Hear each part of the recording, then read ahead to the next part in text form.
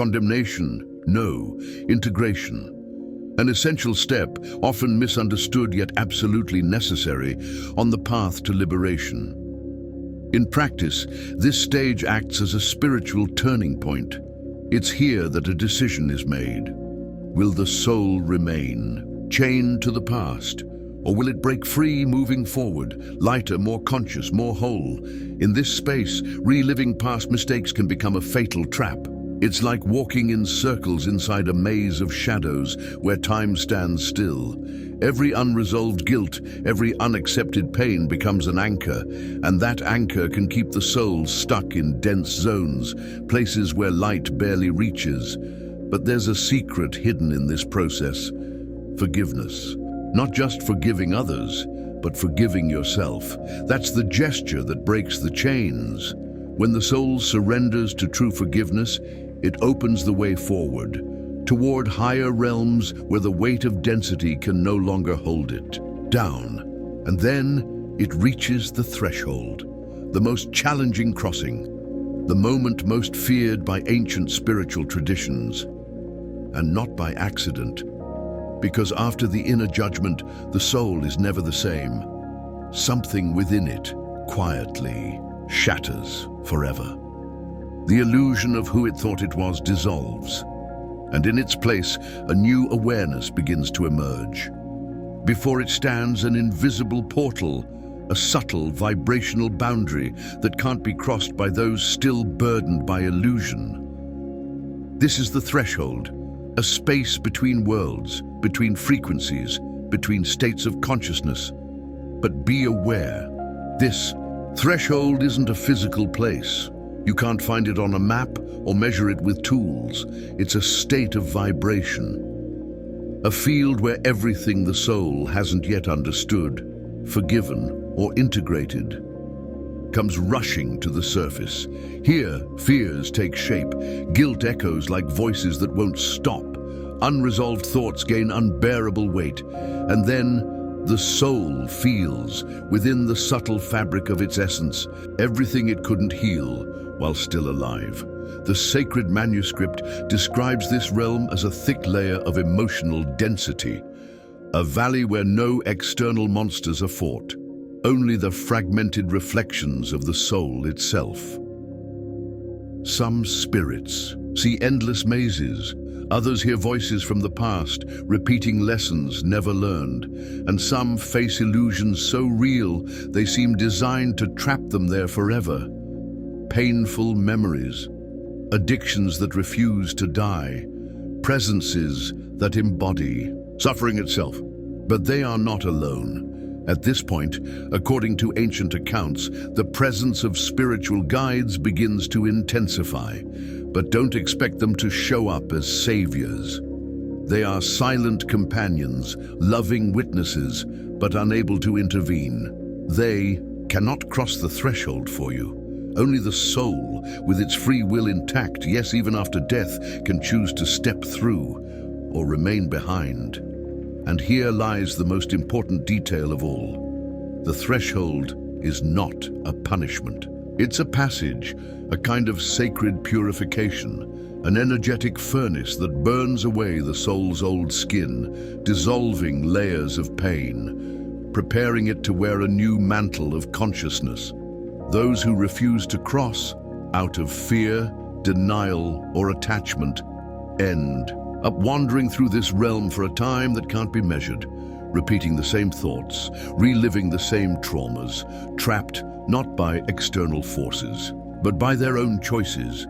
These souls are known across many traditions as earthbound spirits, trapped between worlds. On the other hand, souls who cultivated self-awareness, compassion, meditation, and forgiveness while still alive, they pass through this portal with more ease, not without pain, but with clarity. They understand that the suffering felt in this realm is not a punishment from some higher power, but a necessary reflection, a mirror allowing transmutation. That's why, in many cultures, this crossing is symbolized as a river, like the Styx in Greek mythology, or as a narrow bridge, as seen in the Islamic tradition. a boundary that separates the world of illusion from the field of truth. The manuscript is clear. The way each soul perceives the threshold depends entirely on its beliefs, its experiences, and its journey. In other words, you create the crossing based on how you chose to live. And here comes one of the most powerful lessons of all. Don't wait until death to face your shadows. The moment to begin crossing the threshold starts now, while you're still breathing. Every trauma healed, every emotion understood, every act of forgiveness offered in life is one less stone on the path to your crossing. And when the threshold is finally crossed, when the soul leaves behind the heavy densities of the past, she begins to sense a new fragrance in the air, like a breeze drifting in from a place she once knew, but had long forgotten. She steps into a gentler mist where the outlines of what once was still linger in the space, but no longer bind her. And then something mysterious and deeply moving begins to unfold. Subtle presences, ancient, familiar. From the 11th to the 13th day after death, according to countless spiritual traditions, a sacred reunion takes place. The reunion with the ancestors. They come not as figures of the past, but as living roots that uphold the tree of existence, bearers of ancient wisdom, guardians of memories that transcend time. And in this moment the soul understands she was never alone. Spirits from her bloodline, ancient spiritual guides, souls with whom deep ties were woven across lifetimes, begin to gather around her, and they bring no judgment, only welcome. In this tender moment when the soul still carries the vulnerability of the recent crossing, a wave of warmth envelops her being. It's not a physical warmth, but a vibrational, ancestral warmth, a sensation that cannot be explained in words, but touches something deep and long forgotten. It's not just about seeing grandparents or loved ones who passed on. It's more than a reunion. It's recognition. It's as if after a long amnesia, the soul finally begins to remember who she truly is. Some accounts describe these ancestors in human form, with familiar features, loving gestures, old smiles. Others see them as archetypal presences, made of light and symbol, echoes of ancient wisdom that vibrate more than they speak, and they do not represent only the bloodline. They represent the spiritual lineage as well, an invisible but living lineage, made of silent masters, forgotten healers, sacred warriors, beings who once walked beside the soul in other times, in other missions, and who now return to help her remember her deepest purpose.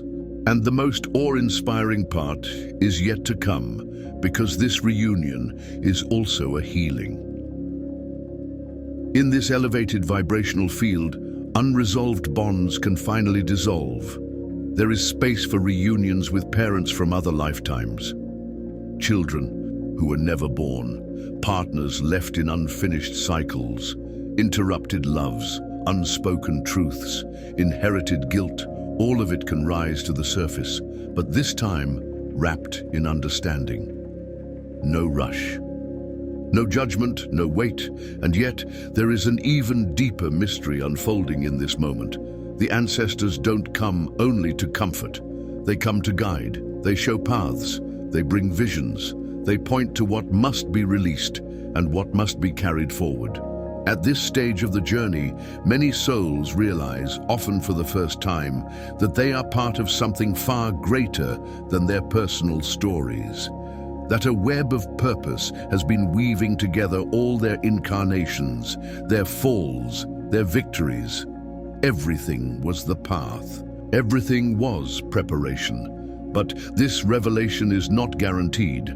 According to the ancient manuscript, the reunion with the ancestors only happens if the soul has already reached a certain level of emotional balance and detachment in the previous stages. Otherwise, the ancestors may not appear at all, or worse, they may be mistaken for mental projections. Echoes of the ego, shadows of longing, figures of unhealed need. Clarity is required. Vibrational worthiness is essential. And then, after the invisible embrace of the ancestors, a new turning point reveals itself. The soul now knows it has died. There is no more denial, no more confusion. For the first time since the transition, there is enough clarity for a deeper choice. Not a choice made with words, but a choice made with vibration, a silent decision that echoes the sum of everything the soul carries within. It is in this moment, between the 14th and 16th day, according to the manuscript, that the three great paths are revealed. The first path, higher planes, for souls who have released their earthly burdens and elevated their consciousness.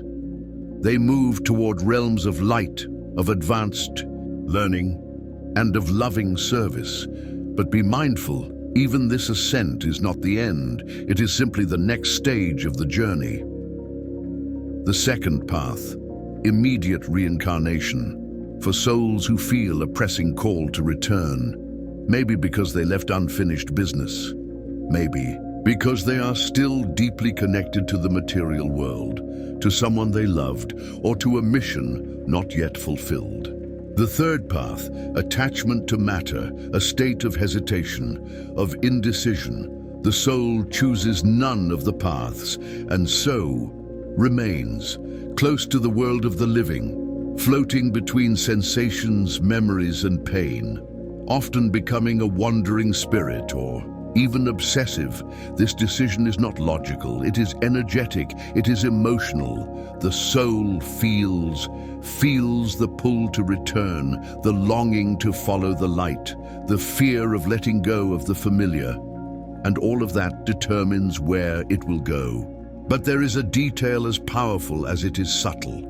Free will remains. Even after death, there is no imposition, no fixed track. There is resonance, yes, but always with room for choice. The soul can resist. It can ask for help. It can surrender. It can fight. Nothing is sealed. Everything can still be transformed. What determines the quality of that choice? The consciousness cultivated in life. If the soul learned to be still, if it reflected upon itself, if it had moments of true presence, then the choice will be made with clarity, with peace. But if it lived distracted, chasing the external, running from itself, it may get lost in the most sacred moment of its existence. And perhaps that's why this knowledge has been preserved for millennia. Not to instill fear, but to give us time to prepare, time to turn our gaze inward, time not to postpone what only the soul can do for itself. The most important crossing does not begin after death, it begins now. There is a moment, a silence suspended in time, in which the soul, stripped of all masks, faces the purest reflection of itself. Not the reflection shaped by society, not the character created to fit the world's expectations, but the essence, the naked soul. This moment is a mirror that does not forgive illusions. It is where the inner truth emerges, without noise, without disguise, and it invites the soul to make a choice. But even after the choice, or the hesitation before it, departure does not happen immediately. There is a final veil to be crossed, and it is at this point that one of the most subtle and profound stages of spiritual transition begins, the plane of memories. Between the 17th and 20th day, after the body is released, the soul enters a silent crossing. It is no longer bound to matter, but it still carries echoes of what it once lived. And then it is guided by spiritual mentors, or by its own awakened awareness, to revisit what was left behind. Each step is a memory, each scene a sleeping emotion awakened one last time. It observes in silence its former home, sees the beloved faces left behind, feels the scent of childhood places, relives touches, words, glances from loves that will not return, and faces with a new maturity, wounds that never fully healed. But unlike the judgment that happens between the 5th and 7th day, when what was done and left undone is weighed, here there is no condemnation. It's not about right or wrong, it's about liberation. The soul sees, feels, but begins to understand that all of it no longer belongs to it. It's like walking inside an ancient dream, beautiful, intense, but now dissolving into mist. Some memories are sweet and bring forth tears of gratitude, others more painful. Finally, find acceptance. In this plane, everything is translucent. The scenes are not solid as they were in the physical world. They are shaped by energy and memory. The soul begins to see what is essential and what was always illusion. Titles, appearances, achievements, possessions, social fears, ambitions, vanity. None of that crosses the threshold. What remains? Only what was lived with truth. Only what bloomed from the heart. Some call this stage the final walk through life, but now with new eyes, the soul begins to empty itself. And with each memory left behind in lightness, with each emotional tie dissolved in compassion, it becomes more subtle, more luminous, more free. It is as if, with each step, an inner door slowly opens, not to the world, but to the infinite. Yet, not all souls can move forward with ease. When there are deep attachments, young children left behind, obsessive bonds, unresolved grief, the soul may cling to this plane, and so it returns to the same scenes over and over. It tries to interfere, it tries to stay, it tries not to leave, but this prevents it from moving on. That is why so many peoples, cultures, and ancient traditions hold farewell rituals during this phase, not only to honor those who have gone, but to set them free, to say to the soul, "You may go now. Your time here is done." Because when the soul truly understands this and allows itself to let go without resistance, without fear, an expansion begins, and it is indescribable. It marks the beginning of a new phase, the transition from the plane of memories to a new state of being, the realm of consciousness.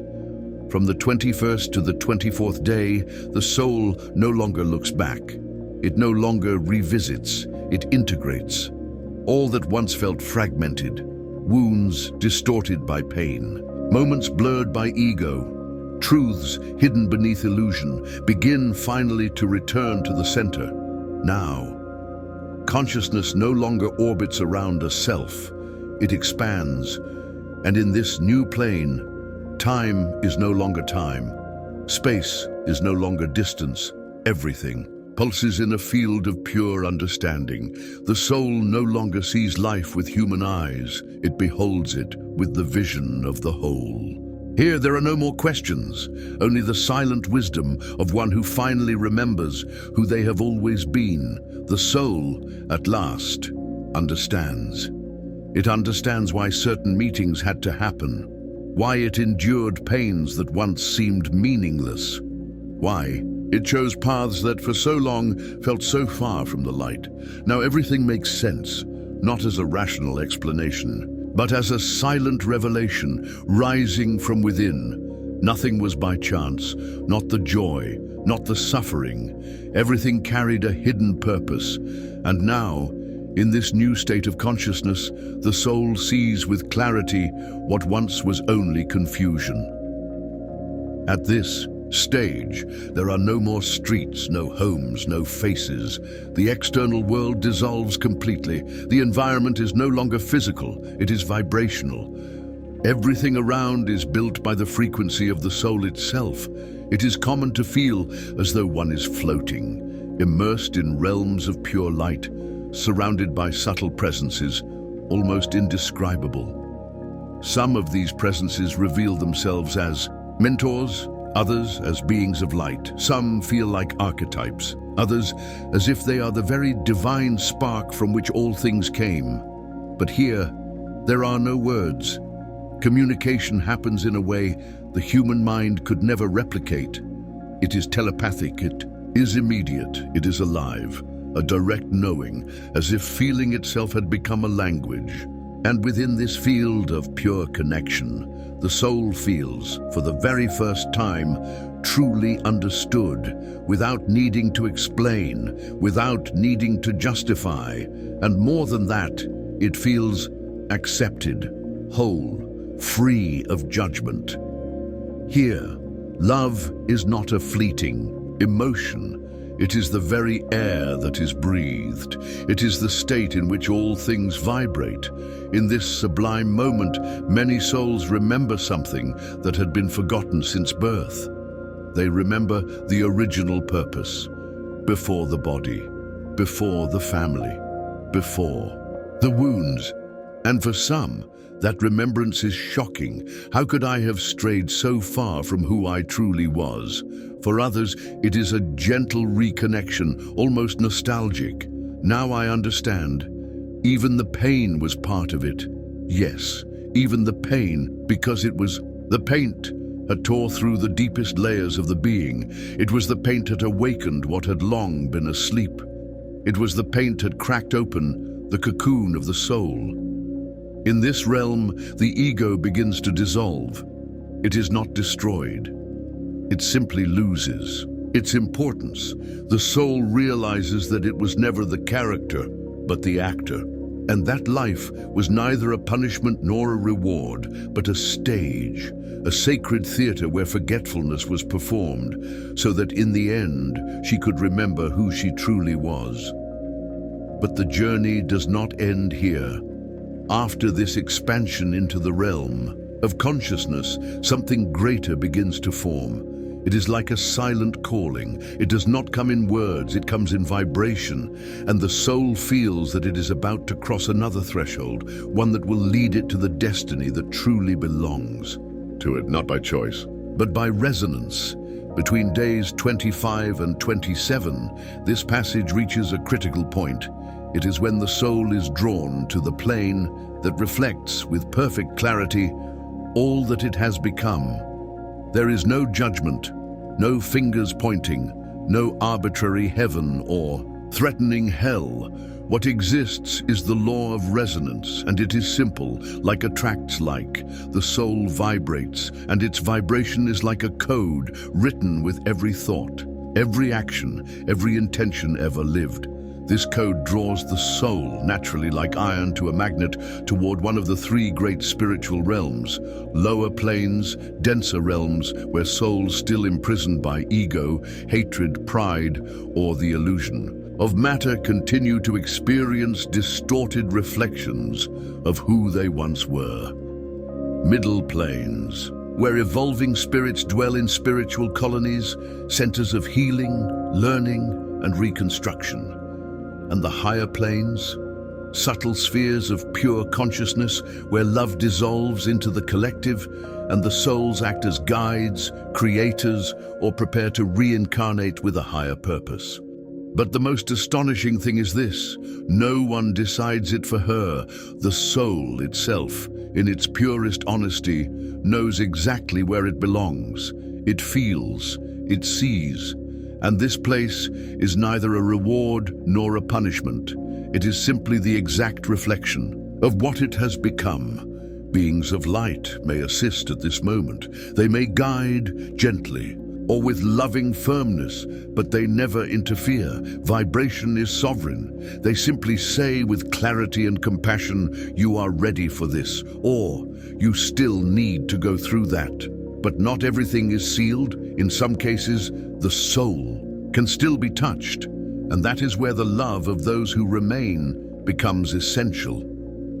True prayers, rituals performed with faith, silent gestures of tenderness can elevate the soul's vibration in these final moments. Yes, there is still time And this truth is revealed between days 28 to 30, the final moments between worlds. The soul already knows where it is heading. It feels it. It perceives the vibration that surrounds it, the plane that calls it.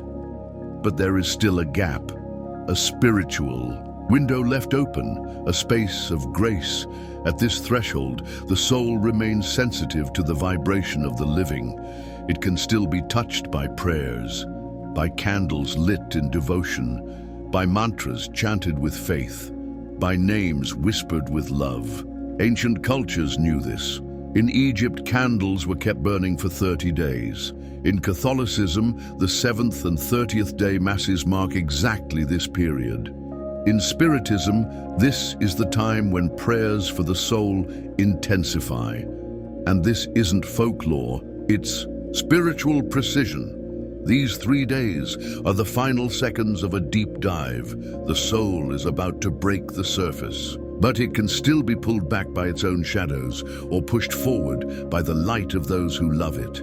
It's a final breath, a last chance, a bridge between worlds. And for us, still walking here, the clearest call of all remains. Pray. Lighter. Candles say the name, send light, even if it seems small, even if you think it won't make a difference. It does. The soul feels it, it resonates with it, and it can be comforted or even saved by your intention. After that, the passage closes, the cycle completes, and then day 31 arrives, the veil closes, the crossing ends, and the soul fully enters the plane its vibration has determined. There's no turning back. Death, after all, is not an end. It's the great harvest. And what we harvest is what in silence we have been cultivating every day.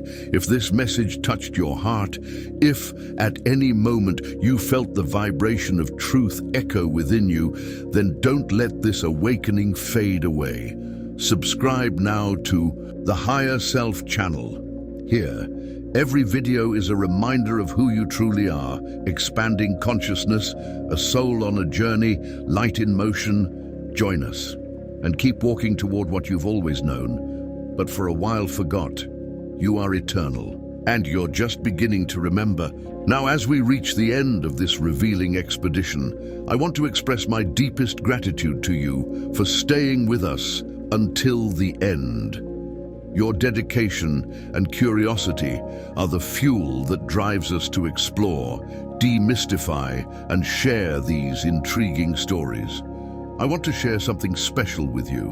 As a fan of the Map of Higher Self channel, you are about to embark on a unique journey of self-discovery and mental formation. I present to you the Map of Higher Self, a revolutionary ebook that will redefine your mental reality. As the creator of this content and leader of the Map of Higher Self channel, I'm sharing my deepest experiences and valuable lessons with you.